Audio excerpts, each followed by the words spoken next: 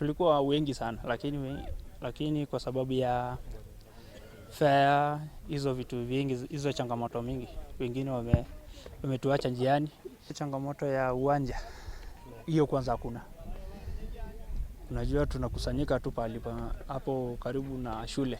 Sometimes tunanyimwa hapo tuingie tucheze. Sometimes tunaambiwa na wazazi hapa ni pali ya malisho. So unajua hiyo ni changamoto tu hivi. Tunatembea like 3.5 hours tukikuja grao. Bado hivyo tutatembea tu. Ile kitu kidogo tuko nayo, rafiki yangu ako nayo, ndo tutakula. Tunanunua ngumu hapa, tunajiekelea kimaji tu. Tunanunua ndizi, tunashika rodi. Hiyo ndo inatusaidia sisi.